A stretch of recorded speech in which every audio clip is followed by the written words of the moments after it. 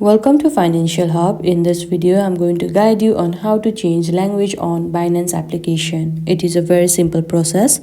For that, make sure you have the application and you're logged into your account. Now at this home page, at the top left, you can see Binance application logo. Tap over there. Now you will be led to this kind of interface, and at the top right, you can see the settings icon. Simply tap on that. And at the third, you can see the option language. Tap over there. And here you can see list of language options. You may not find the one that you are exactly looking for, but you can go with the one that you are familiar with. For this video, we will go for Espanol Argentina.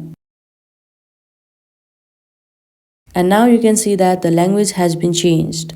And this is how you can change language on Binance application. I hope you found this video helpful. Don't forget to like this video and subscribe our channel Financial Hub. Thank you.